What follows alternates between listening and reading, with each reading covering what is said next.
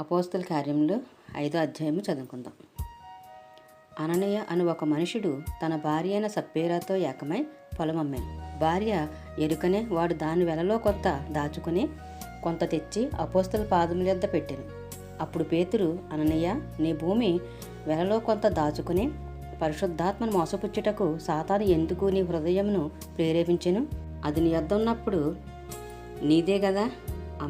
అమ్మిన పిమ్మట అది నీ వశమై ఉండలేదా? ఎందుకు ఈ సంగతి నీ హృదయంలో ఉద్దేశించుకున్నావు? నీవు మనుషులతో కాదు దేవునితోనే అబద్ధమాడితవని వానితో చెప్పాను. అననీయ ఈ మాటలు వినుచూనే పడి ప్రాణం విడవగా వినిన వారి అందరికీ మిగులు భయము కలిగిన. అప్పుడు పడుచువారు లేచి వానిని బట్టతో చుట్టి మోసుకుని పోయి పాతిపెట్టిరి. ఇంచుమించు 3 గంటల సేపటికి మన భార్య జరిగినది ఎరుగక లోపలికి వచ్చాను. అప్పుడు పేతురు, మీరు ఆ భూమిని ఇంతకే అమ్మితిరా? నాతో చెప్పమని ఆమెను అడిగాను. అందుకామె, అవును, ఇంతకే అని చెప్పాను. అందుకు పేతురు, ప్రభు యొక్క ఆత్మను శోధించుటకు మీరెందుకు ఏకీభవించితిరి? ఇదిగో, నీ పెనిమిటిని పాతిపెట్టిన వారి పాదములు వాకిటనే ఉన్నవి. వారు నిన్నును మోసుకుని పోవుదిరని ఆమెతో చెప్పాను. వెంటనే ఆమె అతని పాదముల యొద్ద పడి ప్రాణం విడిచెను. ఆ పడుచువారు లోపలికి వచ్చి ఆమె చనిపోయినది చూచి ఆమెను కూడా మోసుకుని పోయి ఆమె పెనిమిటి యొద్ద పాతిపెట్టిరి. సంఘం అంతటికిని ఈ సంగతులు వినిన వారందరికీ మిగులు భయము కలిగిన. ప్రజల మధ్య అనేకమైన సూచక్రియలను మహత్కార్యములను అపోస్తులతో చేయబడుచుండెను.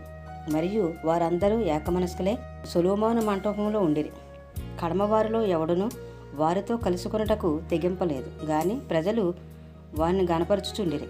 పురుషులను స్త్రీలను అనేకులు మరీ ఎక్కువగా విశ్వాసులై ప్రభు పక్షమున చేర్చబడిరి.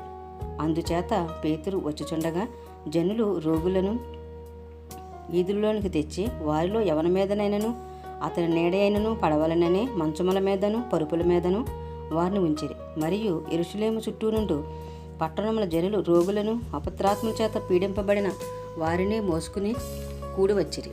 వారందరూ స్వస్థత పొందిరి. ప్రధాన యాజకుడును అతనితో కూడా ఉన్నవారందరూ అనగా సద్దుకైల తెగవారు లేచి మత్సరంతో నిండుకొని అపోస్తలులను బలాత్కారముగా పట్టుకుని పట్టణపు చెరసాలలో ఉంచిరి. అయితే ప్రభు దూత రాత్రివేళ ఆ చెరసాల తలుపులు తీసి వారిని వెలుపలికి తీసుకుని వచ్చి, మీరు వెళ్ళి దేవాలయంలో నిలువబడి ఈ జీవమును గూర్చిన మాటలనియు ప్రజలతో చెప్పుడని వారితో అనెను. వారు ఆ మాట విని తెల్లవారగానే దేవాలయంలోకి వెళ్ళి బోధించుచుండిరి. ప్రధాన యాజకుడును అతనితో కూడా నున్నవారును వచ్చి మహాసభ వారిని ఇశ్రాయేలు పెద్దలందరినీ పిలువనంపించి వారిని తోడుకుని రెండని బొంట్రోతులను చెరసాలకు పంపిరి. బొంట్రోతులు అక్కడికి వెళ్ళినప్పుడు వారు చెరసాలలో కనబడనందున తిరిగి వచ్చి చెరసాల బహుభద్రముగా మూసియుండుటయు కావలివారు తలుపుల ముందర నిలిచియుండుటయో సూచితమే గాని తలుపులు తీసినప్పుడు లోపల మాకొక్కడైనను కనబడలేదని వారికి తెలిపిరి. అంతటి దేవాలయపు అధిపతియు ప్రధాన యాజకులను ఆ మాటలు విని ఇది ఏమవునో అని వారి విషయమే ఎటూ తోచక ఉండిరి. అప్పుడు ఒకడు వచ్చి, ఇదిగో, మీరు చెరసాలలో వేయించిన మనుషులు దేవాలయంలో నిలిచి ప్రజలకు బోధించుచున్నారని వారికి తెలపగా అధిపతి బొంట్రోతులతో కూడా పోయి ప్రజల రాళ్లతో కొట్టుదురేమో అని భయపడి బలాత్కారం చేయకయే వారిని తీసుకుని వచ్చి సభలో నిలవబెట్టగా ప్రధాన యాజకుడు వారిని చూచి, మీరు ఈ నామమును బట్టి బోధింపకూడదని మేము మీకు ఖండితముగా ఆజ్ఞాపింపలేదా? ఇదిగో, మీరు యెరూషలేమును మీ బోధతో నింపి ఈ మనుషుని హత్య మా మీదకి తేవాలనని ఉద్దేశించుచున్నారని చెప్పాను. అందుకు పేతురును అపోస్తలును, మనుషులకు కాదు దేవునికే మేము లోబడవలను కదా. మీరు మ్రానులు వేలాడవేసి సంహరించిన యేసును మన పితరుల దేవుడు లేపెను. ఇశ్రాయేలుకు మారు మనసును పాప క్షమాపణ దయచేయుటకై దేవుడైనను అధిపతినిగాను రక్షకునిగాను తన దక్షిణ హస్తబలము చేత హెచ్చించి ఉన్నాడు. మేమును దేవుడు తనకు విధేయులైన వారికి అనుగ్రహించిన పరిశుద్ధాత్మయు ఈ సంగతులకు సాక్షులై ఉన్నామని చెప్పిరి. వారి మాట విని అత్యాగ్రహము తెచ్చుకుని వీరిని చంపనుద్దేశింపగా సమస్త ప్రజల వలన ఘనత నొందినవాడును ధర్మశాస్త్రోపదేశకుడైన గమలీయేలును ఒక మనుషుడు మహాసభలో లేచి ఈ మనుషులను కొంతసేపు వెలుపల ఉంచుడని ఆజ్ఞాపించి వారితో ఇట్లనెను, ఇశ్రాయేలులారా, ఈ మనుషుల విషయమై మీరేమి చేయబోచున్నారో జాగ్రత్త సుమండి. ఈ దినములకు మునుపు తుదా లేచి తానొక గొప్పవాడినని చెప్పుకొనెను.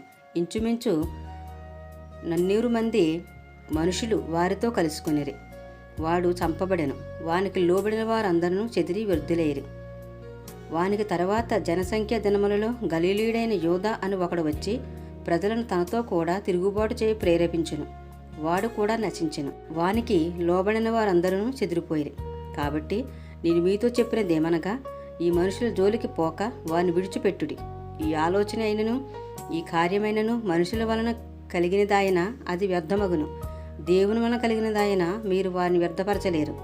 మీరొకవేళ దేవునితో పోరాడవారవుదురు సుమే.